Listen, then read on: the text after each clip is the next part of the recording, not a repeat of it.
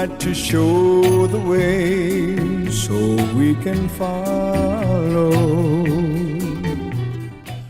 What's up, guys and gals? I wanted to give you a recap on our recent tournament down here. I put on a solo series derby down here just for fun.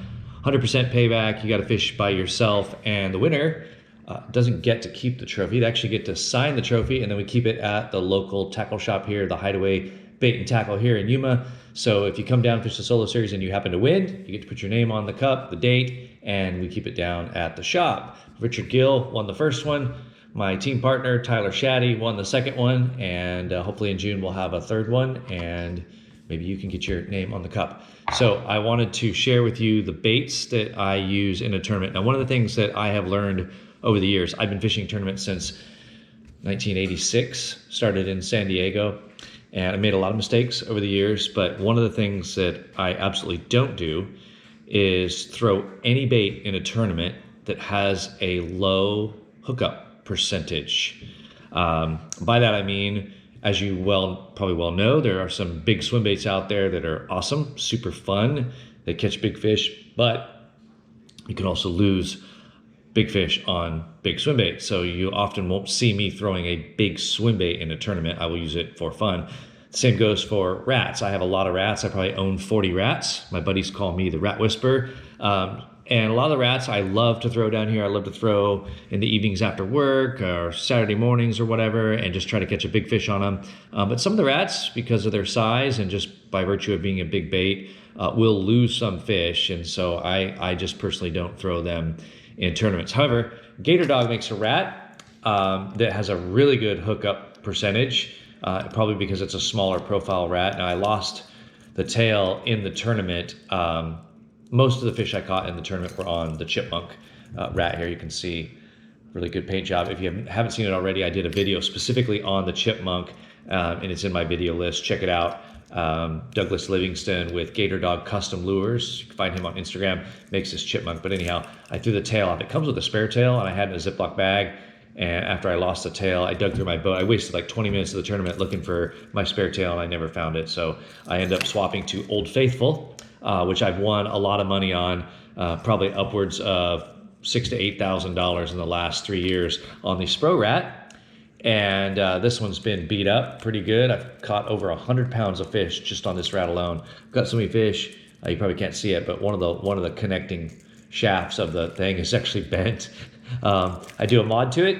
I put a little shrink wrap on the tail joint here. I think I've got a video either on YouTube or up on Instagram where I show how to make this modification. What this does is it saves your tail from breaking. Eventually it'll probably break, but also from the string stretching. What happens when the string stretches, you can see here, the string goes through and connects all this. What happens when this string stretches is that tail will hang down at 90 degrees. Right now it goes out and then round. When it hangs down at 90 degrees, this back hook will come up and catch it almost every cast and basically ruin your cast. So by putting this heat shrink on here, it protects that joint, and even when it starts to get weak, it won't stretch because the heat shrink keeps it kind of straight, and so this hook won't catch. And then I always replace with a small little paper clip instead of a toothpick. Toothpicks will come out, and I've had it before where you put a brand new tail, replacement tail in there, and then first cast, you come back and there's no tail because the toothpick came out. Now the factory inserted toothpick is stuck in there pretty good, so it generally won't come out, but when you go to replace it, it will. So I use a little paper clip. Also, probably won't make much of a difference to you, but I always prefer rats that wake. I don't typically throw rats that dive. And any little bit of extra weight I can get in the back will cause it to ride a little bit like that, which will actually help it wake. So I don't think the paper clip weighs that much, but hey, you're talking about light bait anyhow. Any little extra weight to make it ride a little bit higher on the front is better for me. So these are the two baits that I predominantly use. I would say all my fish but 2 or 3 came on these two baits. The other bait that I use, I fish a lot of shallow, clear water where I live, and I will get fish that will chase the rat out. We call it submarining, when a fish is underneath your rat. You can see the dark shadow underneath, but then never really comes up. That's submarining, and then you have other fish that will actually swipe at the bait and miss it. And so oftentimes I will have a follow-up bait. I really like the Missile 48 worm, but for this tournament, I happen to have a bag full of fat Icas. I wanted something with a little shorter, fatter profile.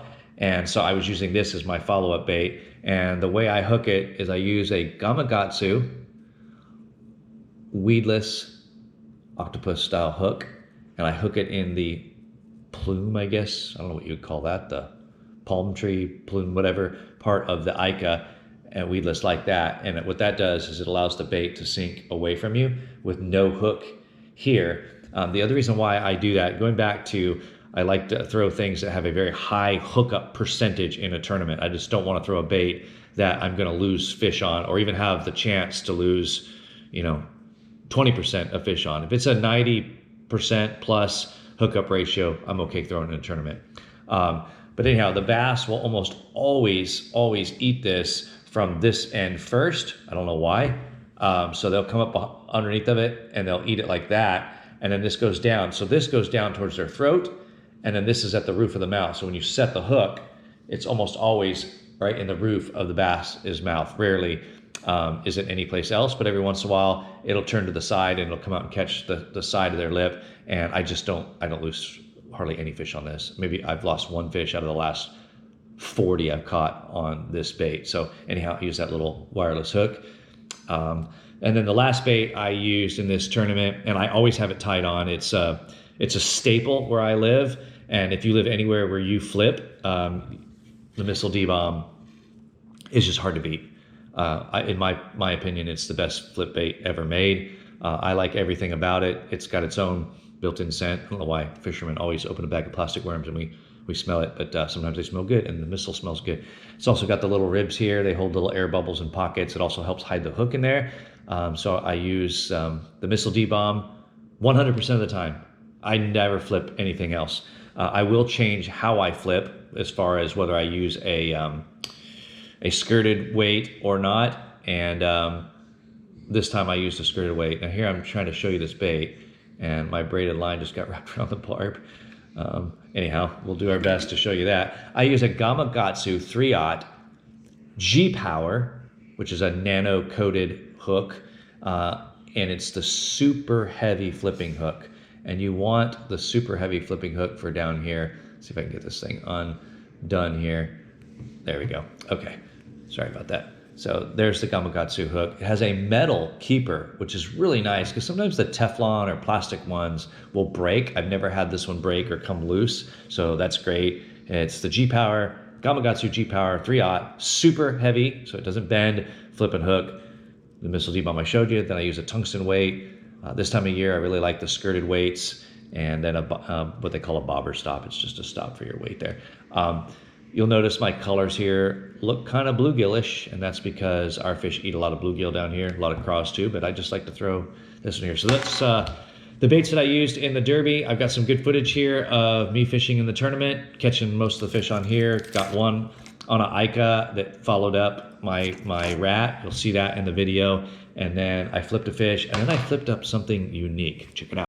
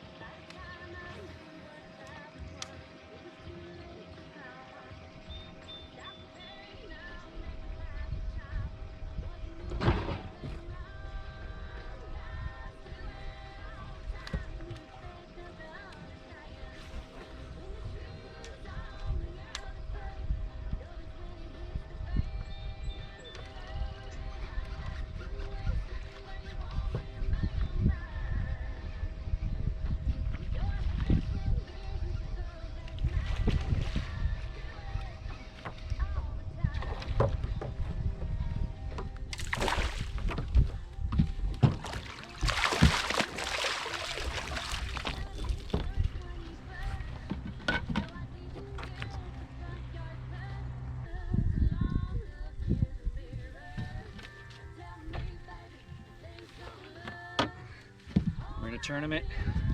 Just caught this one on the chipmunk, GatorDog. I don't know what I got right now, 14, 15 pounds, but it's the solo series tournament, and they're still biting the rodent.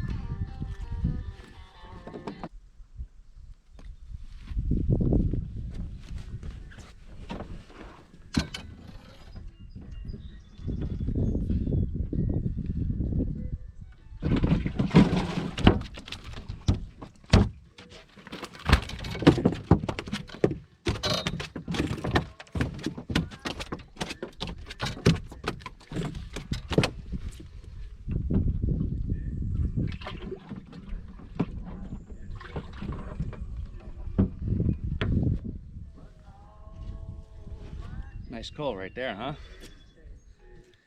The scary thing is there was two bigger than that followed it with that one while I was fighting it. So I don't think they'll bite right now. I'll probably have to go in the back and then turn around and come back out and maybe throw a finesse bait at them like an Ica or a Missile 48 worm or something. I just don't think they'll eat the rat that fast after they saw that one fight.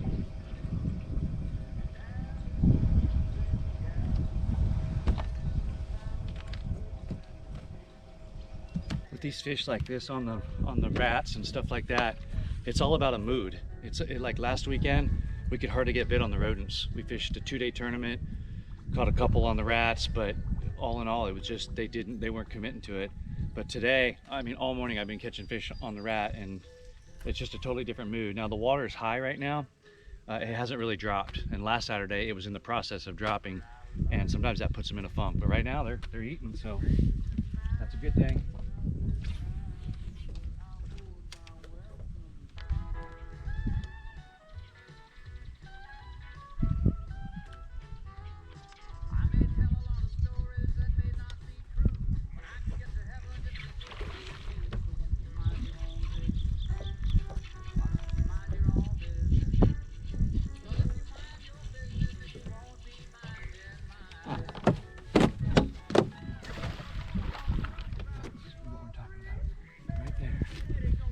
That one helps. I knew that one would help. We gotta get rid of number 4. That is a helper right there, buddy. Helper, helper, helper. Right there, that helps.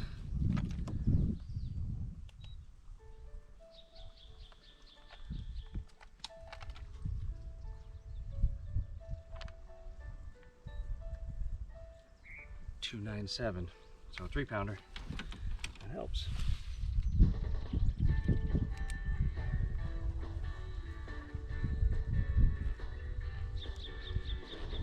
That was number 4. I don't remember what color 4 is.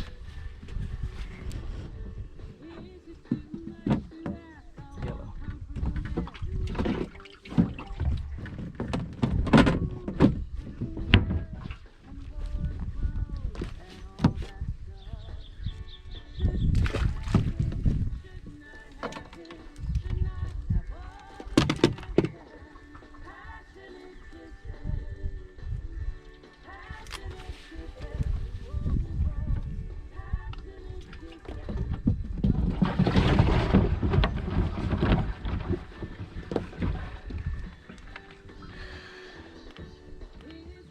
Nice.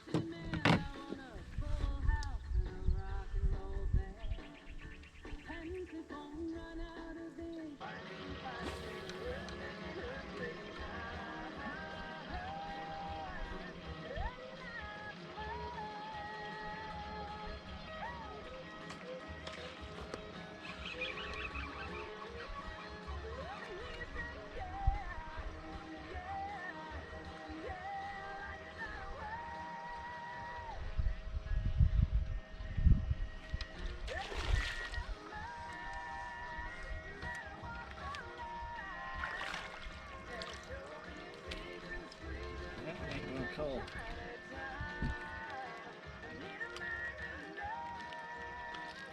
But he blasted it.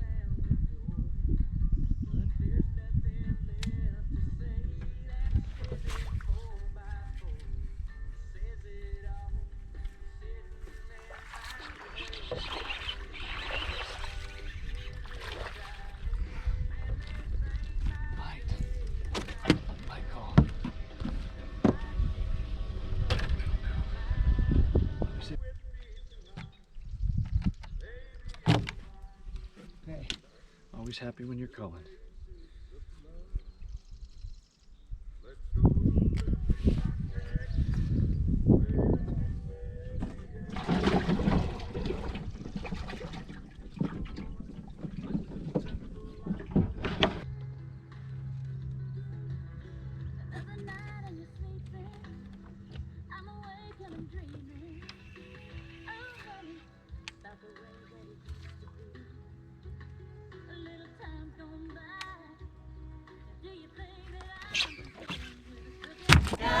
Rockets in flight, afternoon delight.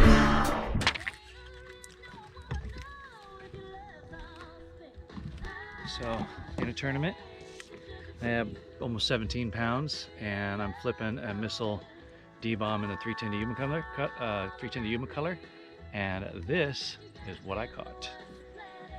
Does not help. It is useless. You could either eat it or use it as flathead bait. But yeah, not a tournament keeper.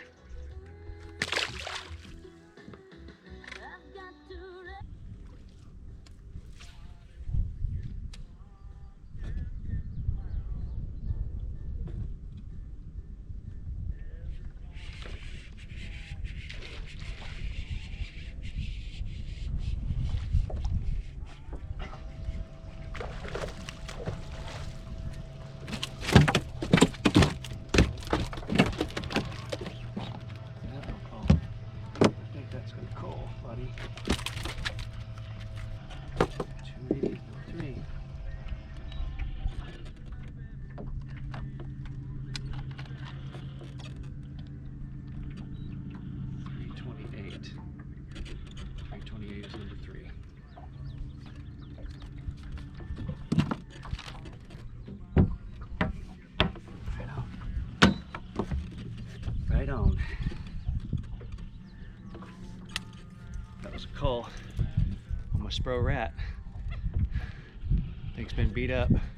I've caught over 100 pounds of fish on that this year so far. And the shrink wrap I do on the tail has made it durable, and I've just had to replace the hooks. Caught so many fish, my wire's bent there. Hopefully it don't break.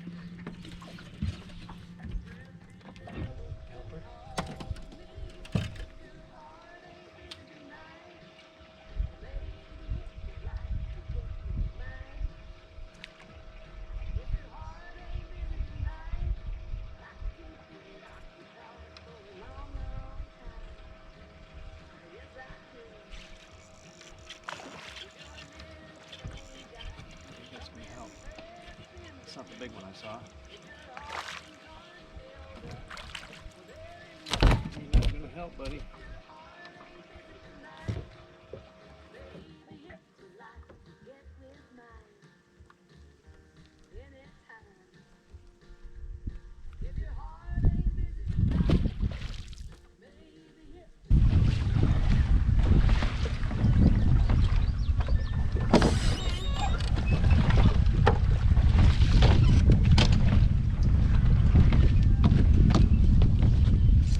So that's it, guys. That's a recap, sort of a few highlights from the tournament. I spent my entire day pretty much in backwaters. The last 5 minutes I went out to the main river channel and flipped a little current. At that point, I wasn't expecting to get much more. I did what I could do. Had 17.87 pounds, good enough for 4th place. Actually tied for 4th place.